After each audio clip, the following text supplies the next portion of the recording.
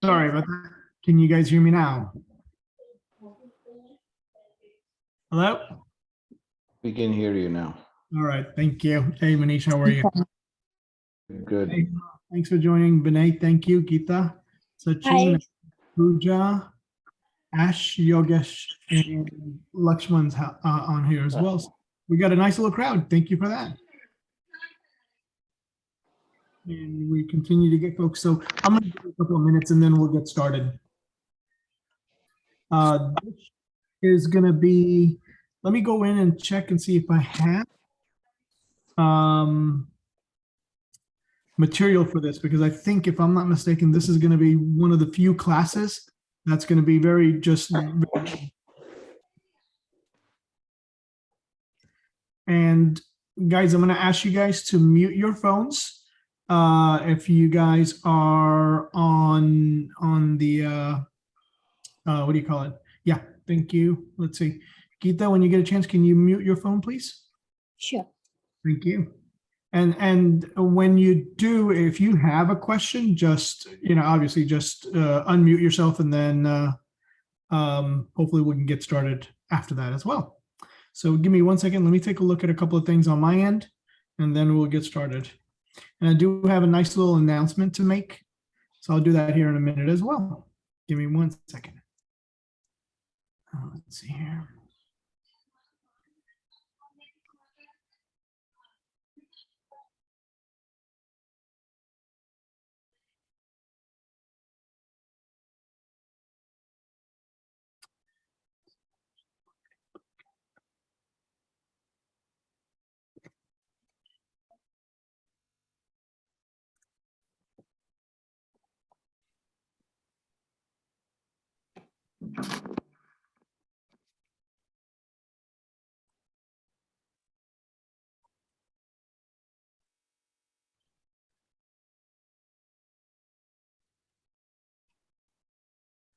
Okay. All right. Let's take a look. All right. So actually, I can start with a nice little announcement. We are now officially in 2 states, in addition to Texas. We just got our email confirming that we now have our brokerage license in Georgia. So Very nice. yeah. So really excited about that.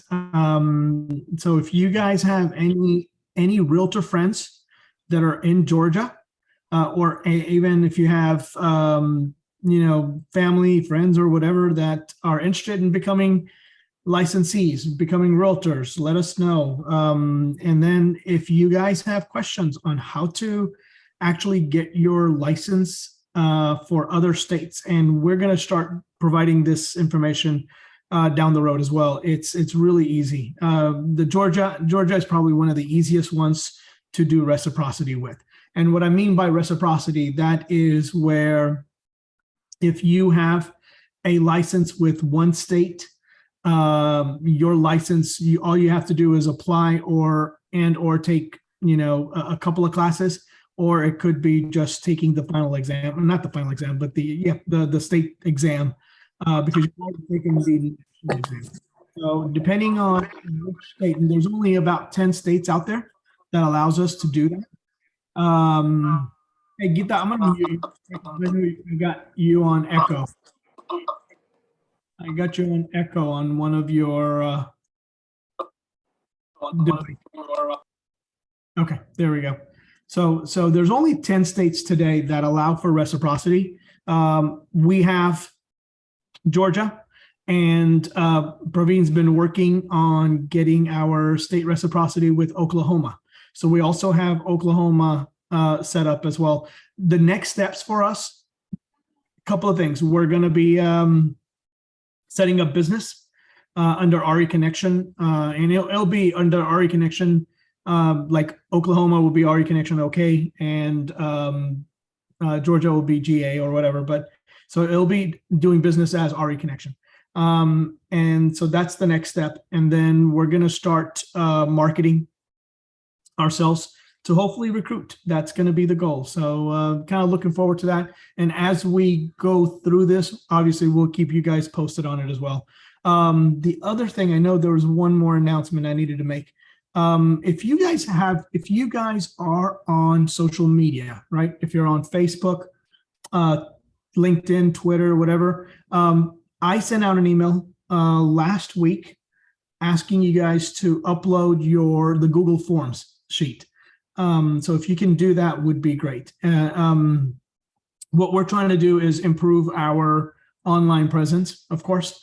With that, we need your help, right? Because eventually we're going to tag you guys on your listings. We're going to tag you on other things. And we want to make sure that more than anything else, that when we tag you, your friends and all of your Facebook friends or social media friends are aware that you're in real estate. That's just, it's going to be that inherent marketing that we're looking for.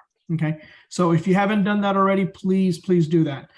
Just go in and Praveen actually sent that. He also sent that over by WhatsApp earlier today.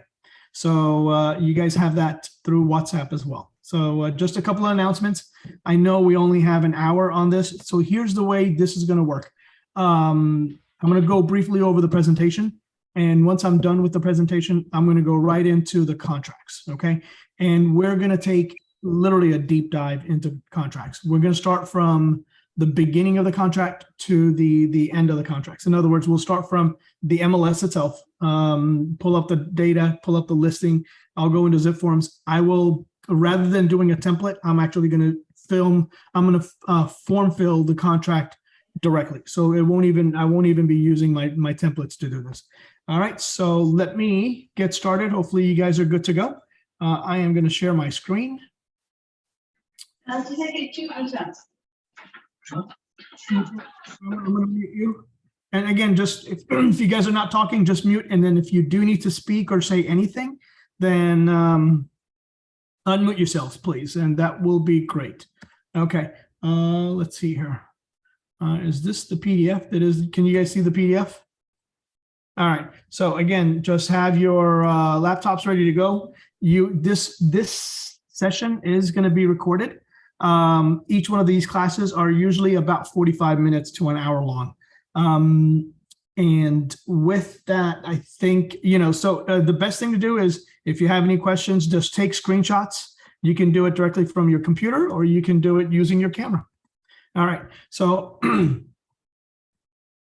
this is, all right. So I guess I had this a while back, right? And what makes a realtor great at their job, right? And it's just a little bit of a snippet that I want to make sure that you guys understand, right? Communication is probably one of the most important things when it comes to our jobs and best practices, right? Your communication, whether it's with your clients, whether it's with your clients, or with, yeah. Hang on, we got one more that's gonna have to mute. Satish, I'm gonna mute you as well. Okay.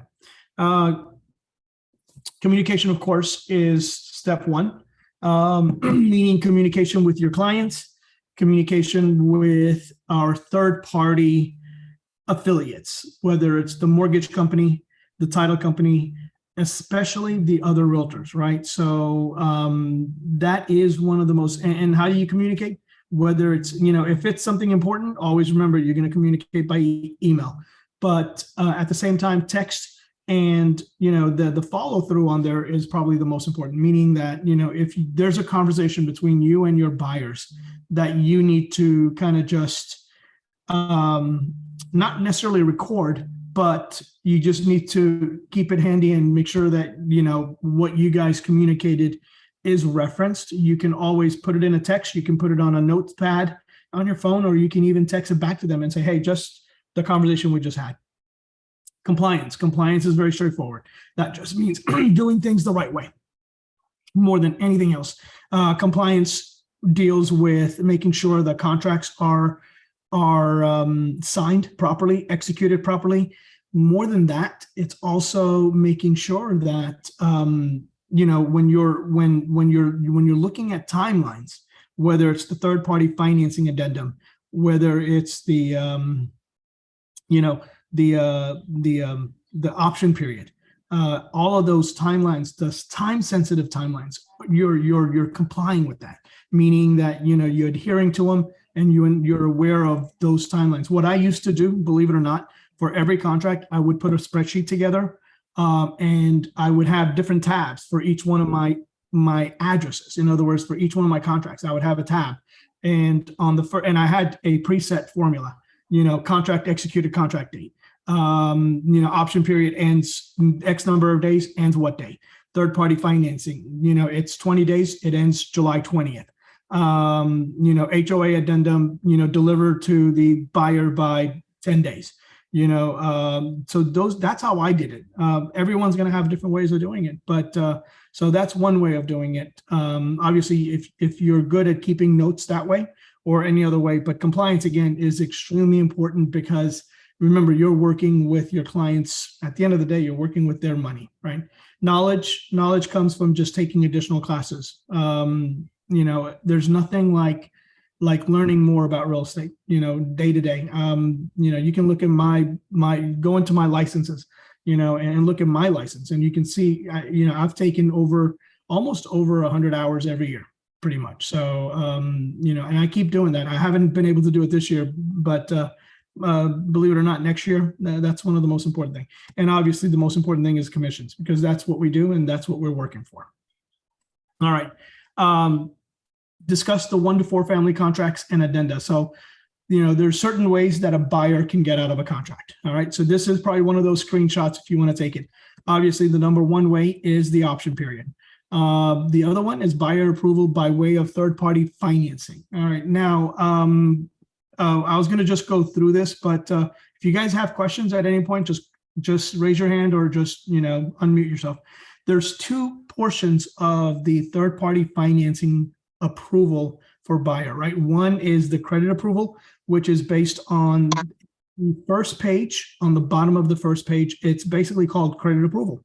And that is to ensure that the buyer is credit worthy. And the way they do that, or the way a lender identifies that, is number one, does he have the assets to pay down for the down payment?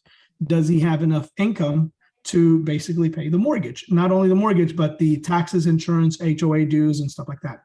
And then thirdly is, does he have the equitable credit to basically not afford the house, I should say, but to qualify for the home, right? You have to have a certain credit score.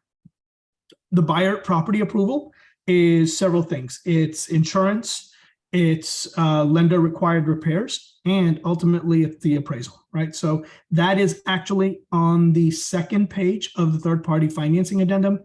Important part of that is, one of the most important things is, a lot of people don't realize, but you have only up to the third day before the closing date to object to the appraisal value. Okay, so in other words, if you execute a contract on July 1st, your buyer approval, credit approval is 20 days. So now you have until July 20th. Your closing is July 30th. Let's say it's 30 days closing. The lender doesn't order an appraisal until July 15th. It doesn't come back until, say, July 24th or 25th. Now that means you only have 2 more days to actually, and if it came below the value, if we did not have the appraisal waiver addendum, then at that point your option to contest is still there, but up only until the 3rd day. So I do want you guys to look at that buyer property approval clause on that second page of the third party financing addendum. Property subject to HOA is another one.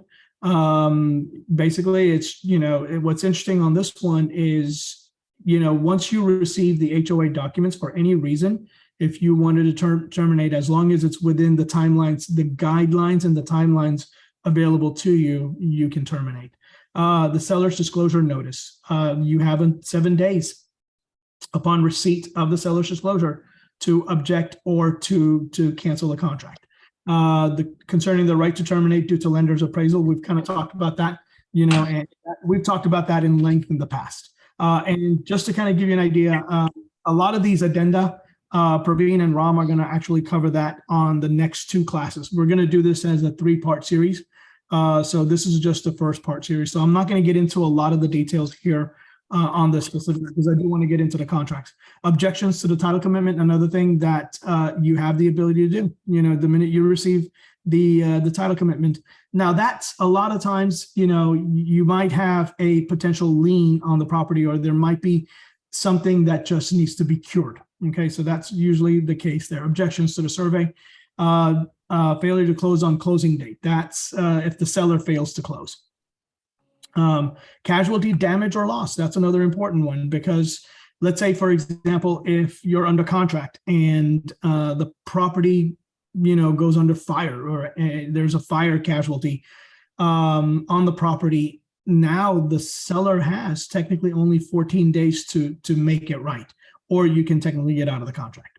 Or seller fails to make agreed upon repairs.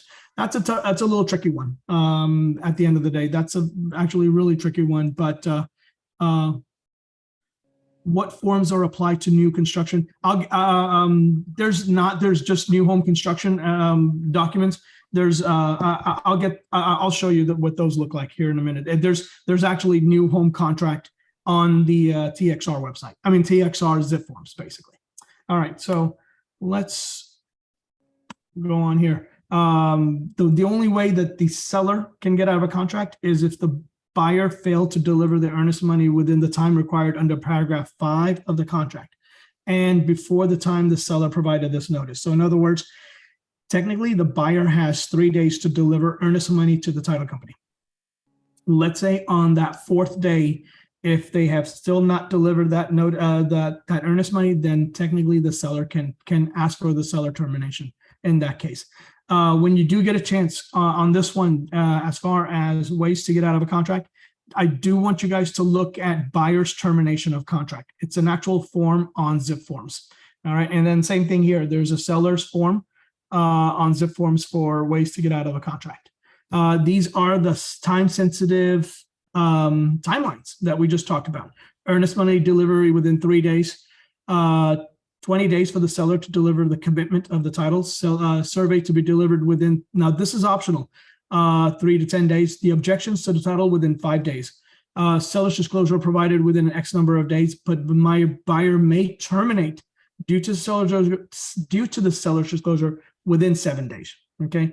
Termination option, it's variable. I've seen it as little as 1 day, and I've seen it as much as 14 days. The average today is probably about 5 to 7 days. It's actually gone up since the market is slowly, recovering, I guess you can say. But back in January, February, I was seeing termination options of 1, 2, 3, 4 days. Now I'm seeing more of 5, 6, and 7 days. And you guys might be more familiar with that. Obviously you guys work on this more day to day. And then of course the delivery of the option fee within 3 days. Now these are just some customary ones. Like for example, the buyer credit approval, when I have it as 15 to 21 days, that's completely up to you. Actually, I need to update that because now I've seen, the buyer credit approval to be, 10 to 21 days, so it's been shrinking, just like the termination option. Instead of 5, it could be 1, 2, or 3 days as well. All right. And then the receipt for documents within 21 days is the best practice. I have actually seen that was a year ago, 2 years ago when we first wrote up this document. But now I'm seeing it as 15 days. So again, a couple of changes that you need to be aware of when you're writing up your contracts. Okay.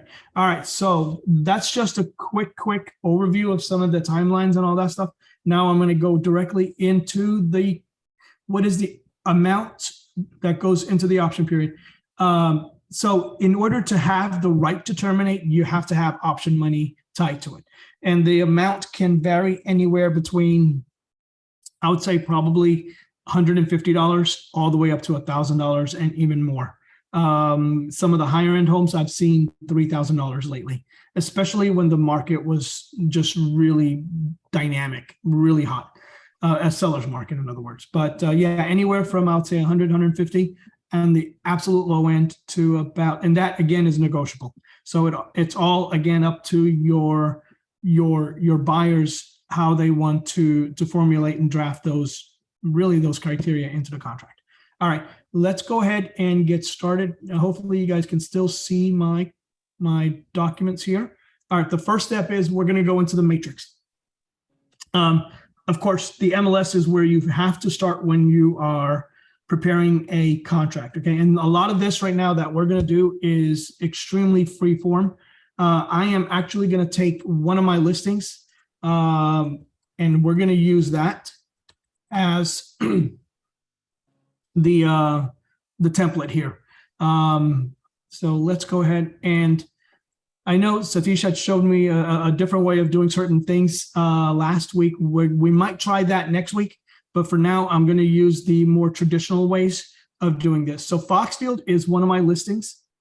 It is active right now. It was originally $439. We are now dropped it to $399.9. It's a great property for anyone that's looking for either their first time home or investment property. It's in McKinney.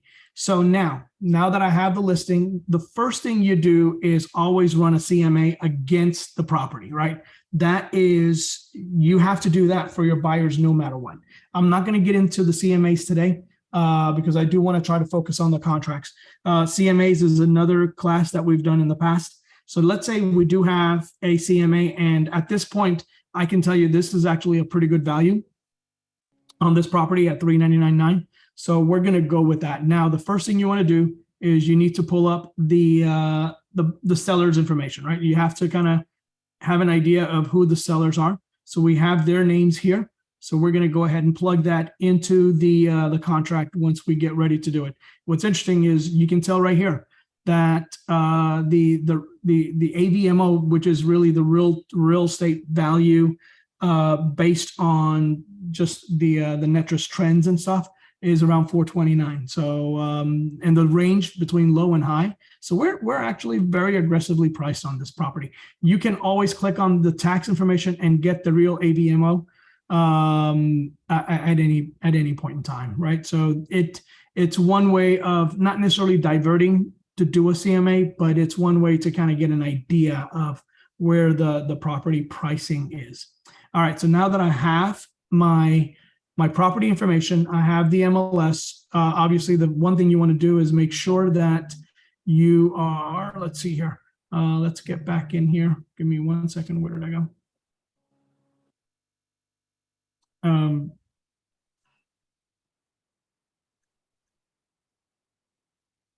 Okay.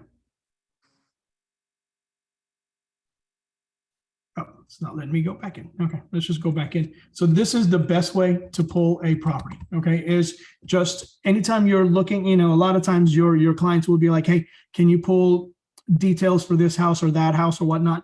So what I do is I use the My Matrix dashboard, click on that, and then just go into the search bar, 3400 Foxfield, click on search, comes up right there. And now I have my property. I have my details on it. Okay, so now I got my MLS details here. All right, now the next thing I'm going to do is I'm going to go into zip forms, right? Because this is where I draft my contract. I'm going to show you a couple of things here. But before I do that, there is one more thing I need to show you guys on the MLS. All right, now that I have the property, there's one more thing I also need. I need to go ahead and pull the seller's disclosure and any other relevant details or documents that are available. And normally what I'm going to do is I'm going to go ahead and, so I have my seller's disclosure here. I have my survey here. Okay. So I'm going to go ahead and use these. Since I already have it, I'm going to just basically click on it. Now I'm going to save this to my, basically to my hard drive. Okay. Let's see here. I'm going to just go in and save this to my hard drive. And I'm not going to do it for both of them, but now that I have it here, hang on. I'm going to go into my, the way I do, I'm hopefully organized. The way I do it, I keep a file for every property that's out there, okay, or every property that I generate. So I'm going to name this training, contract training. Let's just do this. That'll be easier. Contract training. Foxfield.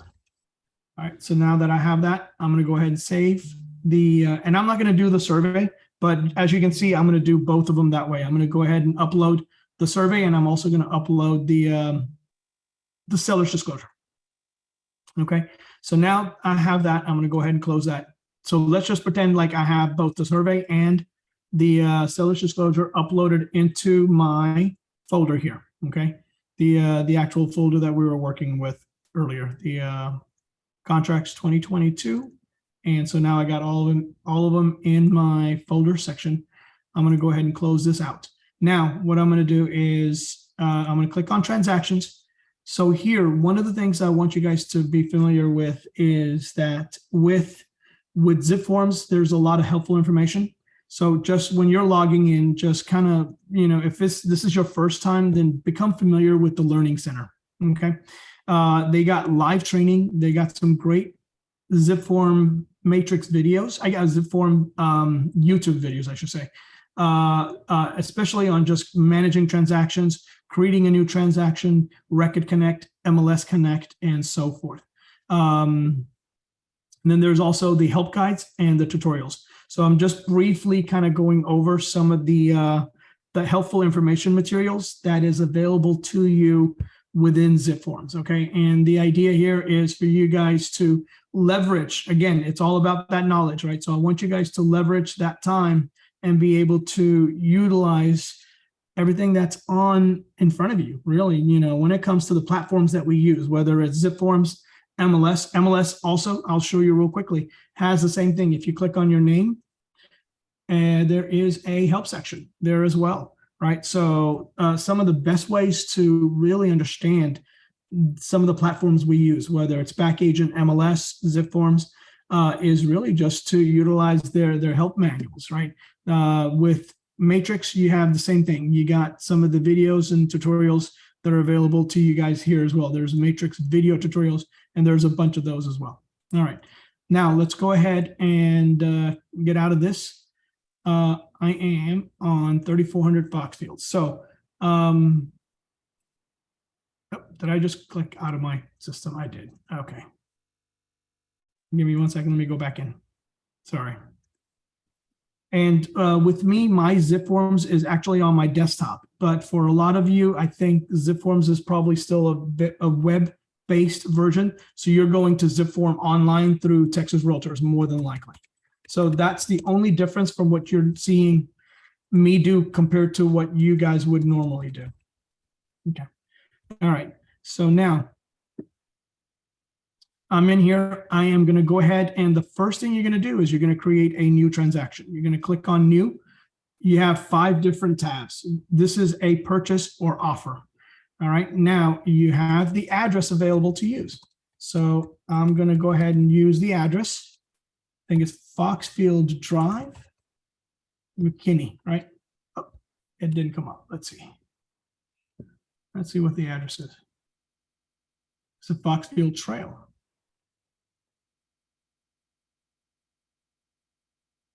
Give me a second. Foxfield Trail. All right, that's why. So let's go back in here. Trail, McKinney. So you can see the third one is the one we're looking for. Now there's 2 options here. You can do an MLS Connect, or you can do a zip form record connect. I'm actually going to go ahead and do the MLS Connect in this case. Zip form record connect is great when you're using, if you have it, it's a subscription. I think it's about $25 a year. But what it does is it actually goes to the tax database and pulls the seller information. But the only thing is with that, it pulls the seller information, it pulls the legal description and a few other fields. It's great when you don't have that information. But the other thing you need to know is how the names are spelled and how they're situated, like first and last name, any other names and stuff like that. So it's great to use the Zip Form Connect in that situation. Now here, I'm going to go ahead and publish the listing ID. That's my first step. So I'm going to just copy and paste this right in here. Okay. If I'm going too fast, just let me know. I'm going to go ahead and click on find, and you should see it, and it's going to import the information here. Perfect. I'm going to go ahead and use Zip Form Connect as well. And then we know this is a residential. I got a chat. Hang on. Let's see what we got. Let me get back to you, Rama, on that one. We should have MLS. We all have MLS, I think, but we'll talk about it. We'll talk about it offline. Now, here's the difference. Normally, if I did this, I would go into my templates, okay, and I have a template called 2022 Residential Purchase Contract. This template that's in here for me is also available to you, not directly through Zip Forms, but it is available to you through Back Agents. So if you go into Back Agents, go into the links section, you'll see on links, we have obviously a few folders. There's one that's called Kithen's 2022 sample contracts, or maybe just 2022 sample contracts. Under there, you'll see the residential purchase contract.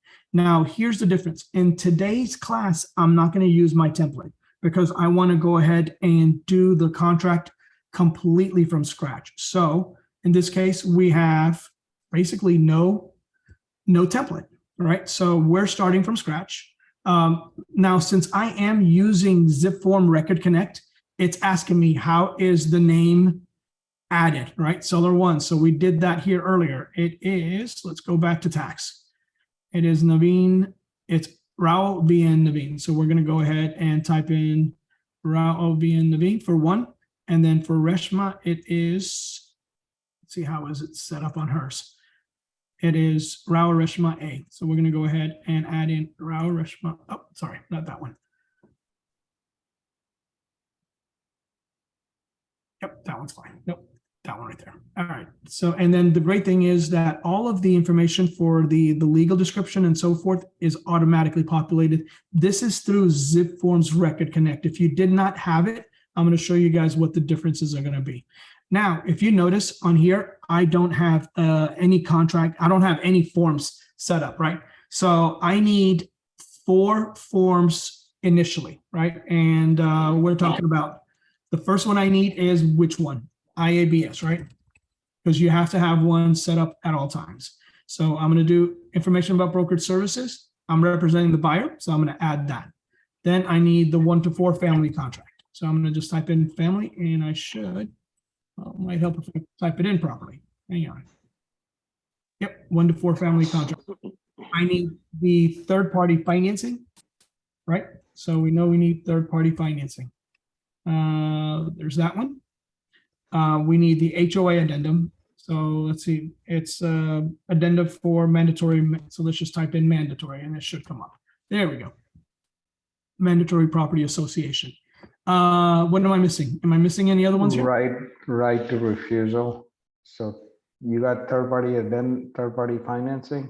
Yeah, I got third-party financing. I got the HOA addendum. I got the 1 to 4 family. These are the 4 main ones you need. Here's the other 2 that you might need. We will add it in here today.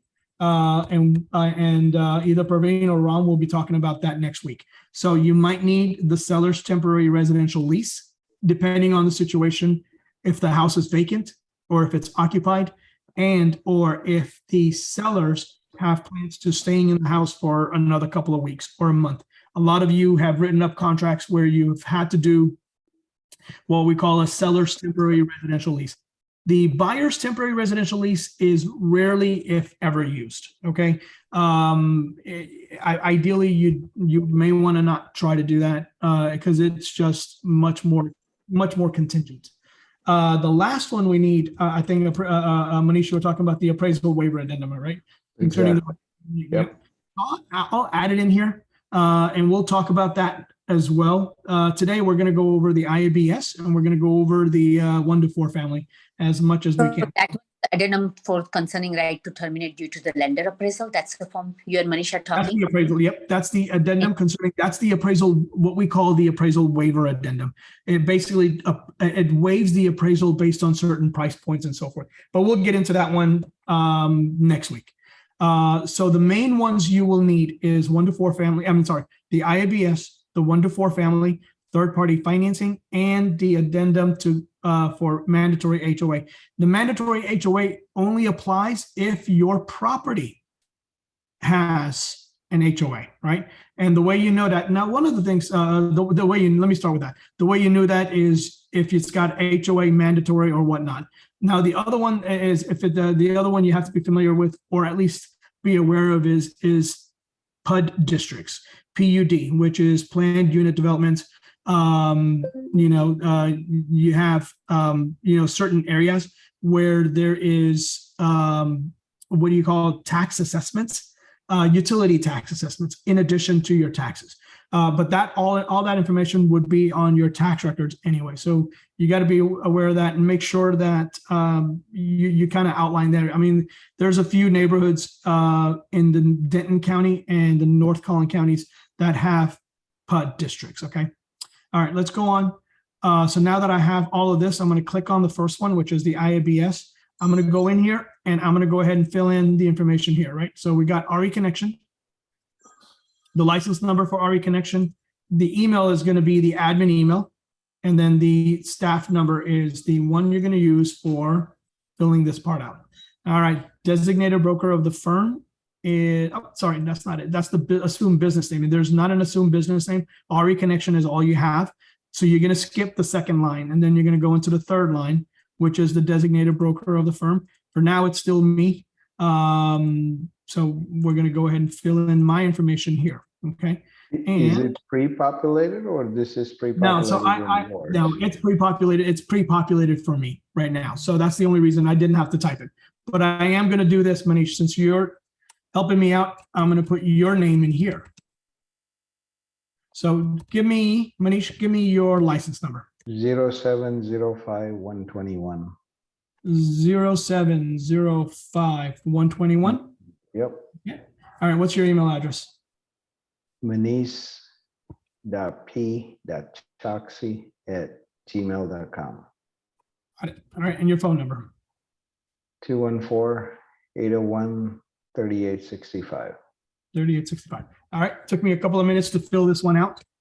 And keep in mind, so on the first line, ReKonnection, and all the information there. So I'm going to wait just 1 second. If you guys want to go ahead and take a screenshot of this, then the designated broker information, and then of course your license information, because you're the licensee or the sales agent associated. I usually tend to go ahead and just click on save, so that way I don't lose my work. And now I'm going to go on to the next form, which is in So this case. before you move, Huh? can I say easiest way? And I'm lazy, guys. So what I do is just, you see in the document where beneath it, go back up. Yeah. Go back. Go back to the document section. You gotta, yeah, you gotta get back. Back more. No, that's it. That's it. Okay. You Yep. see, it says add a document on the second line where it says e-sign MLS Connect. Yep. So what I do is I sideload the IABS as a first document, and then you can browse to it.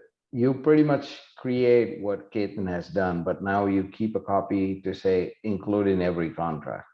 Yeah. And then I keep it that, and then basically all you're doing is obtaining the signatures of whoever you're representing, buyer or seller. And then, you know, when you start doing that, all you're doing is dragging and just putting the initials there. This way the form is ready and you don't have to recreate every time. You're talking about, so you just uploaded from one of your Google Drives or your Dropbox or Yeah. OneDrive. Yeah. Exactly. So that's one way. The best way actually is by creating a template. Okay. I didn't do the template on this one because I want to show you guys from scratch, but kind of what Manish said is when you become familiar with the contracts and the writing of contracts and so forth, then, and I'll show you guys right before we end up here, I'll show you guys the templates that I have for this. So you can get familiar with it. But he's right. If you have a template, it makes things a lot easier. Okay. In this case, for the purpose of this, just this session, I didn't want to go into doing this as a template. All right. So, but Manish makes a really good point. On the IABS, you can just click on it, save it, you're good to go. And it's ready. And then all you got to do is just work on the rest of the stuff. All right. So we got the seller's information here. Hey, Ketan, this is Yes. Satish.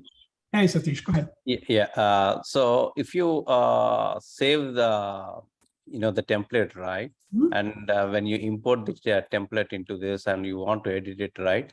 So it is not allowing us to do that. So this week I had that issue. So the other, when you do it from the libraries, right? The one, Yeah. the way you have done, you can go ahead and edit it. If you do So- it from template, it's not allowing me to do it. So that's one thing I think, if you can show that one too, once you have done this part.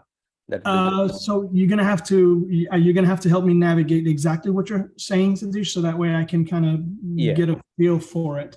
So what we might do is, Satish, what I'll do is that, because I'm not sure, so you're not going to be able to edit once you plug in your template to your contracts, you're still going to be able to edit it when you go into the documents, right? No, that document, I copied the templates from, wherever you have stored, right? In Google Drive or somewhere. So I copied all those templates. So those are not meant to be, those are just references. In other words, those are printable templates. Okay. They're not, those are not editable in any way other than just, because remember the way those are, and I can show you, I see what you're saying. So got it. Okay. So those are actually just there for your reference when you're working with your clients as far as what to update and stuff like that. Yeah, that's an uneditable PDF document is what that is. Okay, perfect. Yeah, I see what you're saying. That answers my question. Thank you. Yep. No worries. Perfect. Now that helps me a lot too. Okay, so let's go with John Doe on here and Mary Jane. All right, so we got that. Luckily, we have because of ReKonnection, we actually have the information about the and I'm just going to verify it just to make sure, because I saw it is, let's see here, we got lot 15 and block D, and that actually came up. That Q is not supposed to be there. All right, so we got lot number 15, block D, Timber Creek, and this is actually through ReKonnection. Okay, City of McKinney, Collin County, all of these fields were updated through there.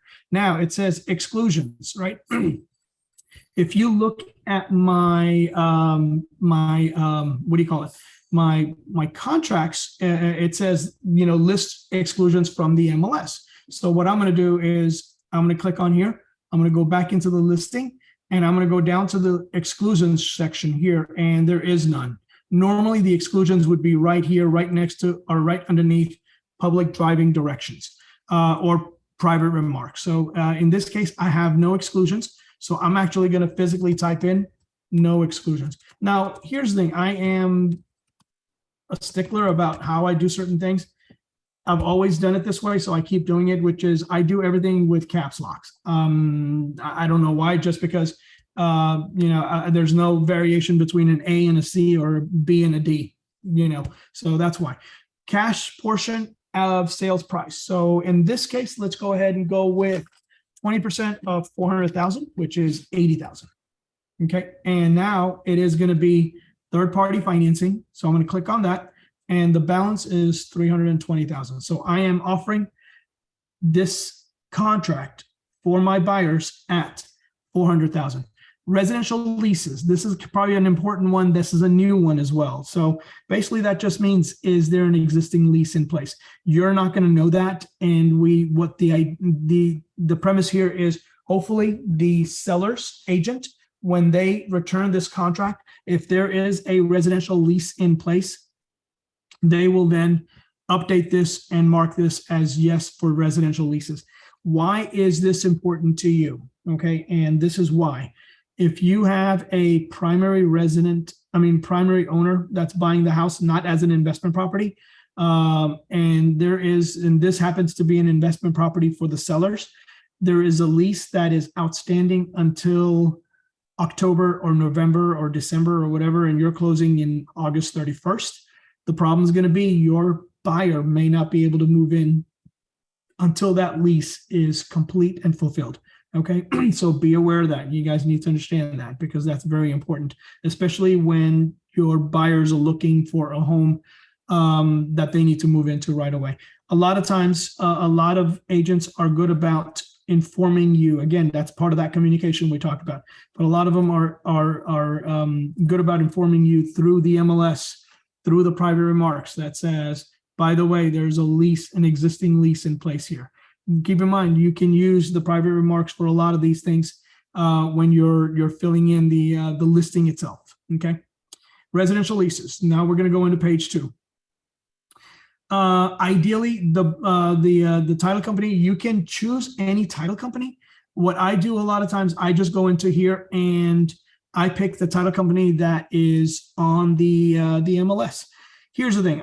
I've stopped putting in preferred title companies. A lot of times the buyer's agent will ask me which title company to use. The only reason is because I did not want to show favoritism between one or two, because keep in mind, title companies have a way to pull this information. You probably heard that and you've seen it, because they will text you or they'll email you and say, hey, I noticed you got a listing out there. Can we be your title company of choice? Happens all the time. Because we use so many, and because I use so many at this point, I just felt like I'm not going to really just, add one in there for now. If somebody asks, I will put it in there. And a lot of times I will go in and update it with the correct title company usually anyway. In this case, I'm going to go ahead and just pick one. Let's do Chicago title. Where is my Chicago title? It's not here, but we can add it in here. So it's Chicago title. It is the address for the Chicago title is 5001 Legacy Boulevard, Legacy Drive, I think. Plano. Yep, this is 5001 Legacy Drive in Plano, and it's suite 150, Plano, Texas 75093. So we added that, and this is going to be. Let's see here. Ketan, do we need to mention the escrow officer name also or there? So yeah, so so a lot of times what you can do is write. So here, that's a very good point, and thank you for reminding me. There you go. So a very good point. So add the escrow officer's name on there. Best practices. Again, one of the things I do is if I'm the listing agent, and if I chose the title company, I will start the communicate when I have an executed contract. I will actually start that communication between myself, the buyer's agent, and I will deliver the executed contract to the title company. In other words, I will do that more because it's a courtesy. right? The worst thing, and it happens so often, I got to go call the listing agent, say, who am I working with? Who's the title company? What's their email address? Because there's a million email addresses out there, right? So a lot of times, just as a courtesy, I'll tell them, hey, don't worry, I'll take care of that. Same thing on the buyer side. If you're representing the buyer and you chose the title company, then just, politely tell the listing agent, hey, don't worry, I'm going to go ahead and copy you on the email that I send over to the title company so everybody's on the same page. Again, part of that communication that we talked about. Earnest money. In this case, I'm going to do 4,000 because it is right now the norm, and obviously it's all negotiable. The norm has been about 1%, and then I'm going to do 250 on the option money. We're not going to do additional earnest money. That's it's one of those things you can do just to put more juice on the contract. Okay. Unrestricted right, termination option. So read this paragraph, make sure you guys understand it. Very, very important as far as termination goes. Termination is based on 5 days in this case, and it's, let's say the effective contract date is August 3rd, then my termination ends 4, 5, 6, 7, 8. It ends on August 8th at 5 p.m. Okay, so just something to remember when you're doing these contracts. The next portion is title policy. Before you move, what's the rule of thumb for putting down the earnest money? Is it 1%? Because sometimes, some of the listing instruction will even tell you, hey, my my sellers are expecting this much, so put down that much. Right. And they'll say, to make your strong offer stronger, these are our suggested amounts and so forth, right? Or terms, suggested terms is what they would call it. And one of those terms is going to be 2% earnest money or 1.5x earnest money. When the market was super hot for the sellers, right? A seller's market, and that was, from November until March or April of this year. I had seen earnest money at 2%. I had seen earnest money at, on a $400,000 deal like this, $10,000. Right. So now that the market has softened up a little bit, we might be going back to the norms, which is 1% to 1.5%. I wouldn't do less than 1%, because again, obviously you want to work for your buyers, but at the same time, you're working to get the offer done, right? You're working for the sellers to agree and accept your offer. All right. So title policy, again, one of those things that if you are working an offer between the middle of 2021 till the beginning of 2022, you would have easily put down the buyer's expense, right? That has been the norm over the past year or so. Is it back to seller's expense? It varies, but I would say it's one or the other. So I'm going to go ahead and keep it to the norm that I'm used to, which is at seller's expense. All right. And then I'm going to, of course, just put down Chicago title in this case. It is the same title company that is up here as the title company or the escrow company. Right. So Chicago title there. Now, let's see here. We're going to go back into, where did we go? Sorry. All right. Termination option, title company. Shortages in area. All right. I'm going to go into this just briefly because I know I'm going to confuse a lot of people. So in this case, you have two options: will not be amended or deleted. And this is as it relates to the survey, basically, right? And what this is, it's an additional endorsement. Okay. The endorsement policy, just think of an insurance policy because that's what title insurance is. It's an insurance policy. And obviously on an insurance policy, you have a bunch of different endorsements, right? So in this case, the endorsement that we're talking about is the shortages in area. What is shortages in area? Let's say you have, it's usually not a problem on properties that are subdivided, platted, in other words, meaning, the developer has gone in and developed and platted each lot with fence lines and all that stuff. But it becomes an issue when you have maybe, multiple acres. Shortage of an area. Let's say you have a fence that is 1 foot into the the seller's side, right? I mean, sorry, your neighbor's side. So now it doesn't become an issue until a new survey is done. And at that point in the new survey, come to find out that the left side of the neighbor's fence is 1 foot outside or into your neighbor or into your house or vice versa. So now the cost of moving that fence is covered by this endorsement that we're talking about. Okay, so that's all it is. It's basically an additional policy. A lot of people get scared of like, oh, what is that? Why am I paying for that? Well, you're paying what, let's say the title policy is $2,000, then the endorsement is going to be 5% of that, which is $100. So it really varies as far as I've seen over the years. In the past, before this was actually in the contracts, it used to be always will not be amended. Now that you have that option, you can do one or the other. And of course, in this case, you're going to do it. I'm going to do it as buyer's expense because it's an additional endorsement that the buyer is wishing for, right? It's a wish list. It's a wish list item at the end of the day because it protects the buyer going forward. Okay, so that's what that is. Let's go on to the next one. Survey. Again, we talked about the number of days on the survey. Let me go back in here. I had it. Let's see here. What did we say? We said how many days for the survey? Survey 3 to 10 days, right? So let's go ahead and just do it for 1 week. So that means that the survey will be delivered. So in this case, paragraph number 1 basically just means that if the seller has an existing survey, they're going to provide that along with the T47 affidavit. Okay, that's what that means. And this is important if you're representing sellers. If you are representing sellers, make sure you get the T47 signed and notarized, plus the survey uploaded onto the MLS, okay? So that way there's really no confusion that it wasn't available. The last thing, and I've actually had this happen, we thought we had the survey, we didn't. And we had included this and basically had. So here's what happens, right? If you mark this and you don't provide the survey, then the seller is responsible for a new survey. It's simple as that, okay?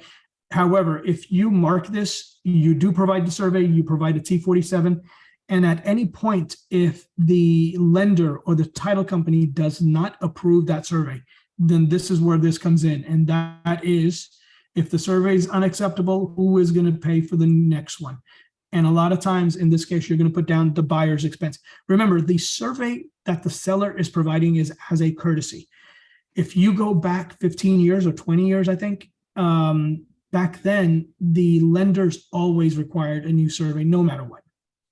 Lenders obviously got smart and said, hey, if there's been no changes on that survey, seller can provide a T47, seller provides a survey, we'll just go ahead and continue using that existing survey. So that's where that comes in. If the seller does not have a survey, okay, then you don't want to mark these at all. Okay, so just make sure, even on your MLS, when you're inputting your MLS, just tell them no existing survey, buyer to purchase a new one. So now your options are 2: buyer buys one or seller buys one. Okay, so if you're representing the seller, then the logical choice in this case is the buyer will buy a new survey within, and this you can put down 15 to 20, 21 days. I mean, obviously, you don't want to put more than 3 weeks because if you're closing in 30 days, you want to get that survey back within 3 weeks. Ideally, 14 days is probably the best way. 15 days is pretty good too. Now, unless the seller insists that, don't worry about it, I'll go ahead and pay for the new survey anyway, then that's where that comes in. All right, that's the second one or the third one right there. Objections. So this is for any encumbrances, title objections, survey objections, and so forth. All right, a lot of people you'll see put this in, okay? And this is actually not needed, all right? Single family residential is not needed because in this case, the property is a 1 to 4 family, single family residential, right? So you don't necessarily need to put this portion. However, what is important is this residential rental or investment property, okay? The reason is this is your almost like an out clause. If for any reason the HOA or there's something within the deed itself, right, that does not allow for rental properties. The other thing is that, and I know some of you may not like this, but transparency is very important in real estate. And I know a lot of buyers will try to purchase a home as a second home, if you know what I mean, vacation homes, even though it's an investment property. They're just trying to bypass the interest rates, right? That's usually the reason. But what this does is it keeps things pretty real, okay? Because otherwise, if, there's just too many challenges. And so a lot of times I will tell my buyers that, hey, look, just be straightforward with it, because, not necessarily, but a lot of times that's considered mortgage fraud, right? So, 100,000 times the lender may not do anything. They could be that 100,001, okay? And where they go after them. And keep in mind, when we're talking about mortgage fraud, we're talking about 2 to 99 years and up to $10,000 in fines. So that is, if you guys have closed on a deal, you'll know that when you close on a deal on your own personal properties, that is one of the documents you sign. So just another piece of advice is go through your closing documents. If you have closing documents from one of your own properties, it's a great idea to go ahead and go through that. All right, so closing date or within X number of days, again, 7 days. If you want to tighten it up, I would make this 5 days. That's for the objections once you receive the title commitment and so forth. Membership in property association, pretty straightforward. It either is or is not. Okay, so there's nothing, and if it is part of it, then guess what? You're going to need the HOA addendum. Keeping on to the contract, right? I'm not going to go over I do want you guys to read through a lot of these paragraphs, okay? What I'm talking about is the tax districts, which is the, and then the PUDs, the annexation. Let's see here, but we are going to talk about property condition. All right. If you notice, especially in the past, I would say 2 years now, a lot of sellers, agents, listing agents already put their seller's disclosures directly onto the MLS. So all you got to do is kind of what I did earlier, which is upload it, have it ready to go. So that way, when I add the additional documents, I have it ready to go. So 2 options. If you have it, buyer has received the notice, and keep in mind, you got to make sure that they sign it. Okay, there's 6 initials, 6 pages that require initials and 1 page that requires signatures. All right, so, and both parties to the transaction have to sign it. All right, if they have not received it, then you're going to click on buyer has not received the notice. And this is where you put in X number of days. I usually put in 3 days. Now, keep in mind, I want you guys to read that second portion of that paragraph. If the buyer does not receive the notice, buyer may terminate this contract at any time prior to the closing, and the earnest money will be refunded to buyer. If the seller delivers the notice, buyer may terminate this contract for any reason within 7 days after the buyer receives the notice. Okay. Why is this important? It's because if you have an option period, and obviously we don't want to use this as a reason to terminate a contract, but let's say your option period is 3 days. Technically, you still have 7 days to terminate, okay? I'll leave it at that for now, but I want you guys to understand, if you're not reading the contract and you're not reading the language in the contract, then you're not going to understand the ins and outs of the contract, okay? It's very important. So not sure how many people were aware of that within the contract, but I can tell you that a lot of people don't understand this piece. And it's not on our side, just in general in real estate. Okay, I got somebody else here. You're gonna have to get back to me on that one, Venkat. Not sure if unimproved land, can I write investment property? Yeah, basically, yeah. On the objections, yeah, no idea. I would have to look into that one a little bit more, because I am not entirely sure on that one. I'm trying to think. Recently I wrote one contract for unimproved land, but that was not is there. But I added a single family home, but it's not there for that one. Yeah, want- because in this case, remember, you already have a deed. The land is not I mean, even though it's the type of transaction you're doing, it's, yeah, that's a tough one. I'd have to look into that one a little bit more.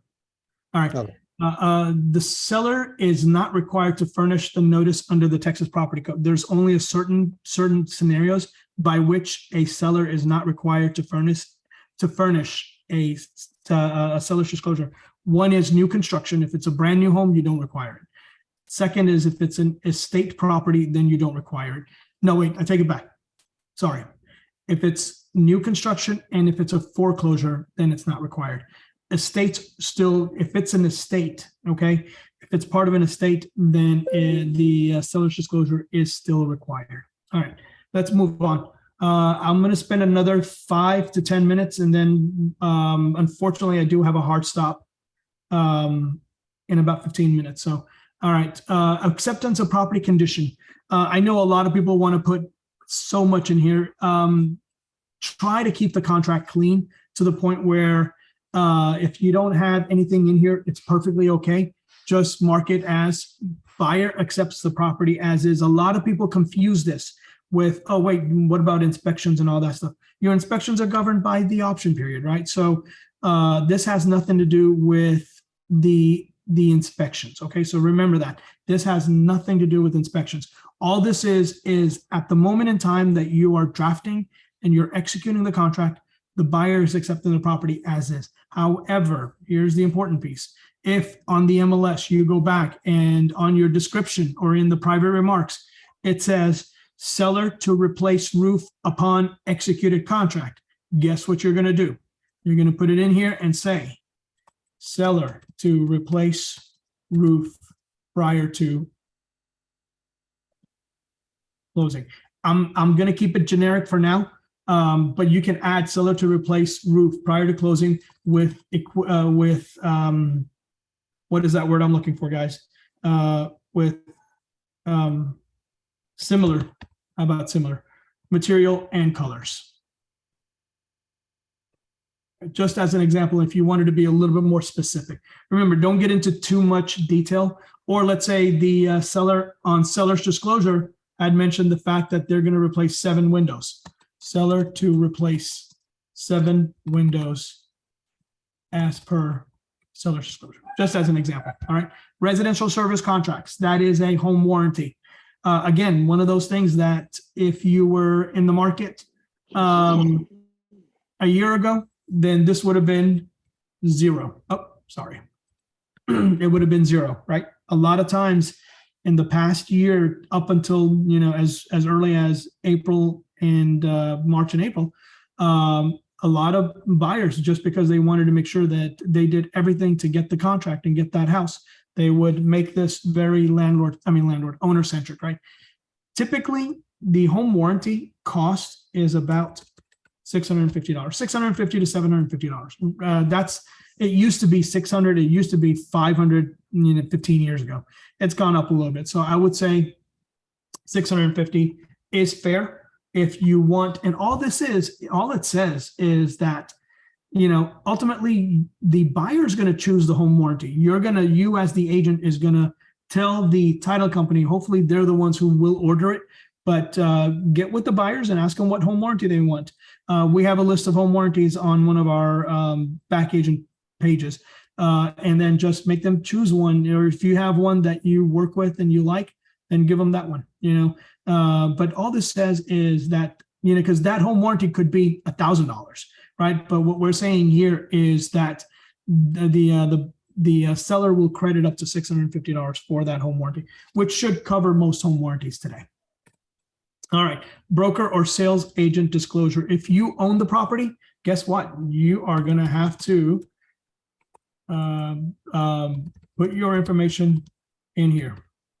And this is it. Just 0452326, my license number and my name. That's it. That's all I put in. Or you can put in, so-and-so is a licensed real estate agent in the state of Texas. That's what I've seen most of the time anyway. Closing date, typically 30 days. So if we're executing this contract today, I know most sellers would like to close at the end of the month, of course. Get with the lender to see if the tightened timeline, meaning that can the lender, because you guys have already offered 5 different contracts, the lender's ready to go, buyer's ready to go, buyer's already provided all the details. Can the lender go ahead and close them on the 31st, right? So that's, again, another plus point for the sellers, especially if the property is vacant, okay? So typically the average closing time or average closing date is 30 to 45 days. Don't do it more than 45 days.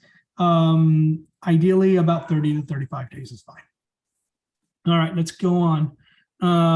Possession, very important. All right, so if the MLS already has the information saying that seller requires 2 weeks after closing, lease back. Seller requires lease back 2 weeks after closing. Then you are going to do this as according to a temporary residential lease form. However, if the property is vacant and or the seller does not require lease back, then it is upon closing and funding. Keep in mind, closing and funding are 2 separate things. Okay. What I mean by that, you can close on Friday at 3 o'clock. You may not get possession and you may not get the keys until Monday at 9 o'clock, because at that point, if the bank has already left, if the wire transfer cannot be done, so many variables. And because of that, guess what I do? On my closing date, I always do Thursdays. 2 reasons. One, Thursdays are good days, but it also gives me that backdrop to Friday in case anything goes wrong. All right. So, and one of the most important things is make sure that your buyers don't schedule movers, appliance delivery, or any of that stuff, 2 hours after closing. All right, that just doesn't make any sense. So when you're talking to them about so-and-so things, what to do and what not to do, make sure they know not to schedule anything for that day and probably not for a day or so. I know that's tough, especially if you're trying to move in at the end of the month. Unless your whole contract is airtight, possession's airtight. If you're closing at 10 a.m., the sellers are closing at 12 p.m., you might be okay, but only in those certain circumstances, okay? So again, remember Thursdays for your closings if you can. That gives you Friday just in case anything goes wrong. And then also remember to make sure your buyers don't schedule anything as far as, obviously schedule utilities and stuff, but don't schedule movers, don't schedule appliance delivery and stuff like that if you can help it. Okay. You can also tell your title company when the closing, during the closing, that, hey, when it is funded, give you a call. If you're seller's agent, because that's where you're releasing the key, or if you're buyer's agent. And usually I try to ask them, like, what is the wire transfer information and can it be done early in the morning? So by the time you're at the closing table, everything is ready for you. Because in the afternoon, it's a headache, and it takes about 2 to 3 hours for fund to kick in and validate from the bank to the title company. And there goes like your evening. So if something happens, you could still do a lot of the legwork ahead of time and not wait until like next day to receive your keys. Yeah, very good. And I'm going to digress a little bit and give you guys a little story. So the reason I say this about not moving in and all that stuff is Manish might be all too familiar with that. Do you remember that, Manish? Your first house? I do, my very first home, man. And so Manish was actually, he was probably my 5th or 6th client 25, 26 years ago. And I think we closed on Friday and you had movers coming in. And at that time I had not that I didn't have any clues. Like, what do you mean funding? It's like, we just closed. What do you mean we can't get keys? So from that point on, there's so many experiences that we all go through. Remember, none of us we're going to go through experiences even today. Simple as that. and every day is so different on real estate. So, but that's one of those things you will always remember. You will remember your experiences and you will improve. That's what it comes down to. All right, let's move on. Special provisions. Try to keep it blank. I know a lot of people would add in here sellers to have carpets and home professionally cleaned. So, Ketan, this thing, I mean, I put it down. My biggest thing is a lot of the agents, especially the seller's agent, they flat out say, hey, you only use a section 11 unless you really, really have a special provision. Don't try to put anything else. Don't put anything else in there.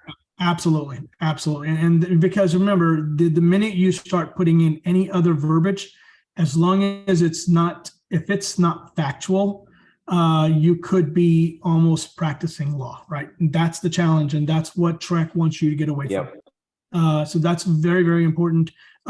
This right here, this statement right here, sellers to have carpets and home professionally cleaned. It's pretty straightforward, but yeah, try not to put in, I mean, a lot of people will say, escalation clause. No, you cannot do an escalation clause in Texas. Only an attorney can draft an escalation clause. And then the other one that I see is, if the buyer, if the seller doesn't accept this offer by 5 p.m. on so-and-so date, the offer is null and void. It's factual, but why, it's one of those, it's a variable, right? Meaning that, what if it does pass that 5 p.m. deadline and you don't get a response? Are your buyers truly just nulling and voiding the contract, or are they still in the contingency, right? So certain things you got to just be familiar with. I try to keep this as blank as possible, if I can. Yeah. The other thing is The other thing is to make sure that you are present. You understand, because a lot of times I've seen people cut and paste. But there is no carpet in the house, so it creates an issue now all of a sudden. And we have to put in addendum or modification to the contract to say, hey, right, by the way, we put in the carpet, but there is no carpet, right? And we have seen that. Yeah, exactly. All right, let's move on. I'm going to actually try to finish up the 1 to 4 family. It might not be a bad idea, so I'm going to rush it a little bit, but we're going through it, and hopefully we're going at a good pace to where you guys are getting familiar with the basics of the contract. Settlement and other expenses, very straightforward. This is, let's say I'm offering 400,000, but I'm also asking for 5,000 in closing costs. Okay. This is basically what that means is the seller's net proceeds will reduce by 5,000, because out of the seller's proceeds, 5,000 are going towards a buyer's closing costs. What that means, and I want you guys to understand this, is when you're looking at the contract, number one, obviously send over every document that you receive related to contracts over to your sellers, so they have, obviously the ability to look at it just like you do, right? But when you're explaining the sales price, don't just say the sales price is 400,000. Okay, so I'm gonna put this on chat. All right, it's 400,000. However, the net, okay, in this case is 395,000. And I hope you guys understand why that is, right? So if the seller is looking at, and this is important, let's say, for example, if I have an offer that's 402, right, with 7K in paragraph 12, right? The net there is 395, right? However, if I have an offer that is 401 with 0 in paragraph 12, right, then my net offer there is 401. You see the difference there? You see the difference, right? Even though the other offer was $1,000 more, the net, because of paragraph 12, was 5,000 or 7,000 less. If I get a second offer that is 401, you guys are going to look at it, or, the seller's going to look at it and go, oh, you know what? I'm taking the 407 or the 402 or whatever, because it's $1,000 more. You got to look at everything. When you're looking at a contract, make sure that you're looking at every piece of detail that comes with that contract. All right. So another important aspect I want you guys to understand of this. Let's move on. I'm not going to go over this, but I do want you guys to understand several paragraphs that are coming up next. And that is prorations. Okay. Casualty loss, we already talked about that, and the fact that the seller has 15 days or the buyer can technically extend up to 15 days. Default, you guys have to understand what default means, okay? So when you get a chance, read through this because it applies to buyers just as much as it applies to sellers. Mediation, and then escrow, and what the purpose of escrow is, okay? And especially the demand section, paragraph C of section 18, paragraph C, okay? Demand and damages.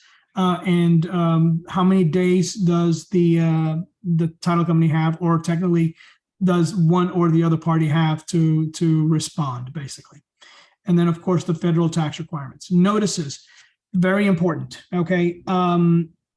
I've made it a habit to make sure that I put in John Doe, right? In this case, John Doe is my seller. I mean, well, hang on. John Doe is my buyer. I don't necessarily need the address, so I'm going to just type in 1234 Main Street. All right, so I don't need the address in here, but I do want to put in the phone number for my buyers, and I'm going to put in the email address for my buyers, okay? And if you have a second email, go ahead and push that in there as well. If you're working with sellers, obviously you got to send it to them for signatures, whether it's through DocuSign or through AuthentiSign, which is what ZipForms uses, right? So in this case, fill in the seller's information, their names, fill in their phone numbers, and fill in their email addresses. Here's the reason why, because if you're out of the country, if you're in Mexico, or if you're in India or wherever, right? And the title company is trying to get a hold of you, or somebody's trying to get a hold of you, and the only thing they need is, you know, the credit card number for the HOA, because, you know, you'll be out of contract because you've just passed to day number 10, and they can't get a hold of your seller. Guess what? Now you've just caused that contract to default, if should the buyers decide to cancel, right? So, you know, obviously the idea here is, I don't want to scare you guys, but make sure that in the notices section, you do put in all the relevant information, all right? Whether you're representing the buyers or the sellers, okay? Or if the buyer's agent is rewriting the contract, just send them a one-line email saying, please add, you know, seller's name, seller's phone number, and seller's email address into the section 21. That's it. Agreement of parties, obviously we have the third-party financing in this case, HOA addendum. We're going to have the addendum concerning the right to terminate, and we're going to have the seller's temporary lease. Another one that's very common, and I don't see it here, is non-realty items addendum, okay? When you get a chance, look it up. It basically, if the seller is leaving behind washer, dryer, refrigerator, then that is part of the non-realty items addendum. If they're leaving behind the screen or the projector, not the projector, but if they're, projector too, if they're leaving behind the projector or the screen, or if they're leaving behind, I take it back, screen is part of the fixtures. But if they're leaving behind the equipment, the media equipment or the speakers are also part of the fixtures. But if they're leaving behind the media equipment, like the receiver, you know, flat screen TVs and all that stuff, then that becomes non-realty items addendum as well. All right, so now the last part here is going to be, make sure on here you guys fill in your broker information, your license information, all of this detail. And then if you get a chance, if you don't use Record Connect or MLS Connect, make sure to fill in the listing agent's information as well. Just as a courtesy, when you're done with this, both sides of this should be finished. And it should be buyer only as buyer's agent and seller only as seller's agent typically. Come down here, look at what the MLS shows. That is the commission, 2.5%, right? So make sure that this is in line with what your MLS commission compensation is going to be. All right, so that I'm actually happy we were able to, it took a little bit longer, but we were able to finish the whole contract. So that is it on the contract. You're going to click save. I do have to get out of here. I'm actually supposed to be somewhere at 7:15. So hopefully this was helpful. I'm actually glad we did this. Again, this will be a YouTube video for anyone that needs to go back through and review it. Next week, it might be either myself or Praveen, but we're going to cover the third-party financing and we're going to cover the HOA addendum. And if we have time, if time permits, we will cover the appraisal addendum as well. Maybe we might be able to cover all of it because we did actually just finish up, even though it took a little longer, we did finish up the 1 to 4 family. So hopefully you guys learned something, or hopefully got a lot of information from this. So really, yes, it will be available. So Venkat, thank you. And yeah, it will be available. I'll have Alexa upload it onto our YouTube channel. So it will be available. Absolutely. All right. I do have to go. So it is going to be a short stop, but I'll see you guys next week, hopefully. All right. We'll see you guys. Take care. Thank you. Where can Thank I you. see the Ketan? Where can I see that on a link? You're talking about the link for okay. So when you're on Back Agent, you go into the top right corner. It says links. Click on links, and then you'll see REK YouTube channel as one of the links. Just click on that, and then just click on the YouTube channel. Okay, today's session also you will be there. Oh, today's session. Give it a couple of days. Oh, okay. Thank you. All right, guys. I gotta go. Bye. Bye.